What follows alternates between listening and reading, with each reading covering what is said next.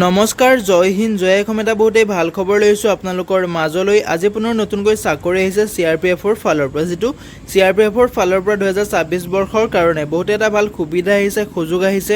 9195টাকৈ কনষ্টেবলৰ পদ মুকলি কৰি দিয়া হৈছে।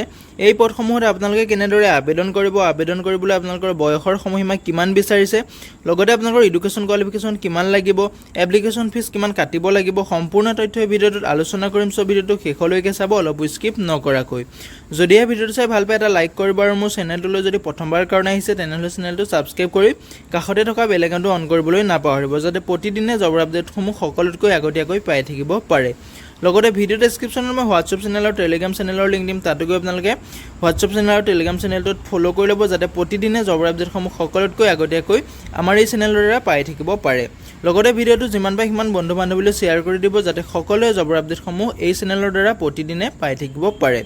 যিহেতু ইয়াতে দেখিবলৈ পাইছে CRPF কনষ্টেবল নিউ ৰিক্ৰুটমেণ্ট 2026ৰ কাৰণে নটিফিকেশ্যন মুকলি কৰি দিয়া হৈছে। ইয়াতে আপোনালোকৰ 9195টাকৈ কনষ্টেবলৰ পদ দেখিবলৈ পাব। এই পদসমূহত আপোনালোকে অনলাইন মাধ্যমেৰে আবেদন কৰিব পাৰিব। আবেদন কেনেদৰে কৰিব ষ্টেপ বাই ষ্টেপ ভিডিঅ'টোত আলোচনা কৰিম। চ' ভিডিঅ'টো শেষলৈকে চাব, অলপ স্কিপ নকৰাকৈ। ইয়াতে আপোনালোকৰ এটা অভাৰভিউ টেবুল ইয়াতে দেখিবলৈ পাইছে, যিটো আপোনালোকৰ ডিপাৰ্টমেণ্টৰ নাম হৈছে চেণ্ট্ৰেল ৰিজাৰ্ভ পুলিচ ফ'ৰ্চ। যিহেতু CRPFৰ ফালৰ পৰা নতুনকৈ ভেকেঞ্চিসমূহ মুকলি কৰি দিয়া হৈছে। ইয়াতে আপোনালোকৰ পোষ্ট নেমটো হৈছে টেকনিকেল আৰু ট্ৰেডমেন্সৰ কাৰণে পদসমূহ মুকলি কৰি দিয়া হৈছে। টোটেল ভেকেঞ্চি 9195টাকৈ ভেকেঞ্চি দেখিবলৈ পাব। চেলাৰীৰ ক্ষেত্ৰত ক'বলৈ গ'লে 21700ৰ পৰা আৰম্ভ কৰি 69100 টকালৈকে আপোনালোকে চেলাৰীসমূহ লাভ কৰিব পাৰিব। এপ্লাই লাষ্ট ডেটটো আপোনালোকৰ 9 মে' তাৰিখলৈকে লাষ্ট ডেট আছে। যদিহে আপোনালোকে আবেদন কৰিব বিচাৰে আবেদনসমূহ কৰি ল'ব পাৰিব। জব লোকেশ্যনটো যিহেতু অল ইণ্ডিয়া, আপোনালোকে অল অভাৰ ইণ্ডিয়াত এই জবটো কৰিব পাৰিব। ইয়াতে আপোনালোকৰ বয়সৰ সময়সীমাটো দিয়া আছে। মিনিমাম বয়সটো আপোনালোকৰ 18 বছৰৰ পৰা মেক্সিমাম আপোনালোকে 23 বছৰ বয়সলৈকে আবেদন কৰিব পাৰিব। লগতে আপোনালোকে যিসমূহ এক্সপাৰ্ট ড্ৰাইভ, তাতে আপোনালোকৰ বয়সৰ সময়সীমাটো দিয়া আছে 21 বছৰৰ পৰা 27 বছৰ বয়সলৈকে আপোনালোকে আবেদন কৰিব পাৰিব। লগতে আপোনালোকে এজ ইলেকশ্যনসমূহ লাভ কৰিব পাৰিব। SC ST হ'লে আপোনালোকে 5 বছৰকৈ ইলেকশ্যন লাভ কৰিব পাৰিব, আৰু OBC MOBCৰ কেণ্ডিডেট হ'লে আপোনালোকে 3 বছৰকৈ ইলেকশ্যন লাভ কৰিব পাৰিব। ইয়াতে আপোনালোকৰ ইম্পৰ্টেণ্ট ডেটটো হৈছে নটিফিকেশ্যন ৰিলিজ হৈছিলে আপোনালোকৰ 8 এপ্ৰিল তাৰিখে, যিটো নটিফিকেশ্যন ৰিলিজ কৰি দিয়া হৈছে। এপ্লিকেশ্যন ষ্টাৰ্টটো আপোনালোকৰ 20 এপ্ৰিলত, যিহেতু এপ্লিকেশ্যন ষ্টাৰ্টটো আৰম্ভ হৈ যাব। লাষ্ট ডেটটো আপোনালোকৰ 19 মে'লৈকে আপোনালোকৰ লাষ্ট ডেট আছে। যদিহে আপোনালোকে আবেদন কৰিব বিচাৰে 20 এপ্ৰিলৰ পৰা এই পদসমূহত আবেদনসমূহ কৰিব পাৰিব। ইয়াতে আপোনালোকৰ পোষ্ট আৰু টোটেল ভেকেঞ্চি ইয়াতে দিয়া আছে, আৰু কোৱালিফিকেশ্যন দিয়া আছে। ইয়াতে আপোনালোকে দেখিবলৈ পাইছে পোষ্ট নেমটো যিহেতু কনষ্টেবলৰ পদ মুকলি কৰি দিয়া হৈছে, টেকনিকেল আৰু টেষ্টমেন্সৰ কাৰণে পদসমূহ মুকলি কৰি দিয়া হৈছে। টোটেল ভেকেঞ্চি যিহেতু 9195টাকৈ পদ মুকলি কৰি দিয়া হৈছে। এই পদসমূহত আবেদন কৰিবলৈ আপোনালোকে মিনিমাম 10 পাছ কৰিলেও আবেদন কৰিব পাৰিব। লগতে আপোনাৰ যদি ITI চাৰ্টিফিকেট আছে তেতিয়াও আপোনালোকে আবেদন কৰিব পাৰিব।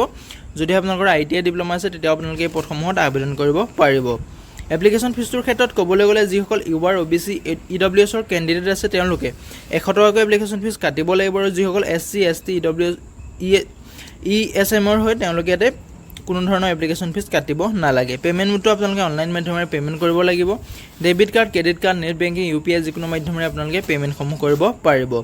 ইয়াতে আপোনালোকৰ ৰিক্ৰুটমেণ্টৰ চিলেকশ্যন প্ৰচেছটো হৈছে, ইয়াতে ফিজিকেল এফিচিয়েঞ্চি টেষ্ট হ'ব, যিটো আপোনালোকৰ PET বুলি কোৱা হয়। ফিজিকেল ষ্টেণ্ডাৰ্ড টেষ্ট হ'ব, অনলাইন ৰিটাৰ্ণ এক্সাম হ'ব, তাৰপিছতে আপোনালোকৰ স্কিল টেষ্ট কৰা হ'ব, তাৰপিছত আপোনালোকৰ ডকুমেণ্ট ভেৰিফিকেশ্যন কৰিব। ডকুমেণ্ট ভেৰিফিকেশ্যনৰ কৰাৰ পিছত আপোনালোকৰ মেডিকেল এক্সামিনেশ্যনটো অনুষ্ঠিত কৰা হ'ব।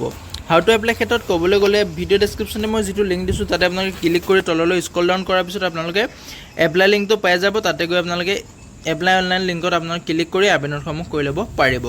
আজিলৈ ভিডিঅ'টো ইমানেই আছিলে। যদিহে ভিডিঅ'টো চাই ভাল পালে এটা লাইক কৰিব, আৰু মোৰ চেনেললৈ যদি প্ৰথমবাৰৰ কাৰণে আহিছে তেনেহ'লে চেনেলটো ছাবস্ক্ৰাইব কৰি কাষতে থকা বেল আইকনটো অন কৰিবলৈ নাপাহৰিব, যাতে প্ৰতিদিনে জবৰ আপডেটসমূহ সকলোতকৈ আগতীয়াকৈ পাই থাকিব পাৰে।